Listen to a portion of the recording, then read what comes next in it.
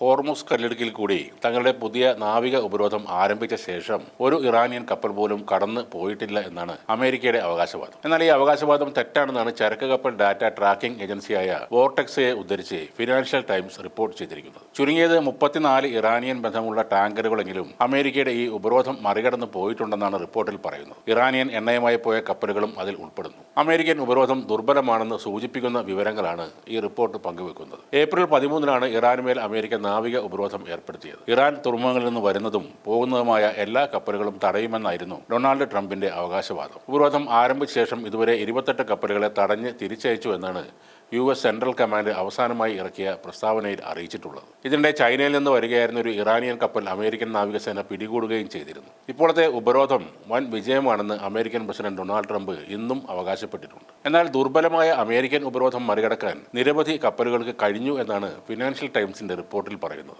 ഈ ഉപരോധത്തിനിടെ 19 ടാങ്കറുകൾ ഇറാനിൽ നിന്ന് പുറത്തു കടക്കുകയും 15 ടാങ്കറുകൾ ഇറാനിലേക്ക് പ്രവേശിക്കുകയും ചെയ്തു എന്നാണ് ഇതിൽ പറയുന്നത്. ഇറാനിൽ നിന്ന് പോയതിൽ കുറഞ്ഞത് 6 10.7 മില്യൺ ബാരൽ വരുന്ന ഇറാനിയൻ അസംസ്കൃത എണ്ണയാണ് കൊണ്ടുപോയതെന്നും റിപ്പോർട്ടിൽ പറയുന്നു. ഈ എണ്ണ പുറത്തുള്ളതിനേക്കാൾ കുറഞ്ഞ വിലക്ക് ഇറാൻ വിൽപ്പന നടത്തിയിരിക്കാനുള്ള സാധ്യതയും റിപ്പോർട്ട് സൂചിപ്പിക്കുന്നുണ്ട്. പുറത്തുപോയതിൽ ഇറാനിയൻ പതാകയേന്തിയ സൂപ്പർ ടാങ്കറായ ഡോറനയുമുണ്ട്. ട്രാക്കിംഗ് ഉപകരണങ്ങൾ ഓഫാക്കിയാണ് ഈ ടാങ്കർ ഉപരോധം മറികടന്നതെന്നും വോർടെക്സ് പറയുന്നു. ഏപ്രിൽ 17-നാണ് ഈ കപ്പലും മറ്റൊരു ഇറാനിയൻ കപ്പലും ഉപരോധം മറികടന്നു പോയത്. ഏപ്രിൽ 20-ന് മറ്റ് 2 അസംസ്കൃത എണ്ണ ടാങ്കറുകളും കടന്നുപോയിരുന്നു. ഡോറനയുടെ സ്ഥാനം അവസാനമായി ഏപ്രിൽ 18-ന് ഇന്ത്യയുടെ തെക്കൻ തീരത്താണ് രേഖപ്പെടുത്തിയതെന്നും ആ റിപ്പോർട്ടിലുണ്ട്. അമേരിക്ക കഴിഞ്ഞ വർഷം ഉപരോധം ഏർപ്പെടുത്തിയ മറ്റ് നിരവധി കപ്പലുകളും ഇത്തരത്തിൽ ഉപരോധം മറികടന്ന് പോയിട്ടുണ്ട്. അതിനിടെ ഹോർമുസ് ജലപാത കടക്കാൻ ശ്രമിച്ച 2 ചരക്ക് കപ്പലുകൾ ഇറാൻ സൈന്യം പിടിച്ചെടുത്തിരുന്നു. ലോകത്തെ പ്രമുഖ ഷിപ്പിംഗ് കമ്പനിയായ MSCയുടേതടക്കം 2 വലിയ കപ്പലുകളാണ് ഇറാൻ സൈന്യത്തിന്റെ നിയന്ത്രണത്തിലുള്ളത്. ഇറാനുമായുള്ള വെടിനിർത്തൽ നീട്ടിയതായുള്ള അമേരിക്കൻ പ്രസിഡന്റ് ഡൊണാൾഡ് ട്രംപിന്റെ പ്രഖ്യാപനത്തിന് പിന്നാലെ നടന്ന ഈ സംഭവം മേഖലയെ വീണ്ടും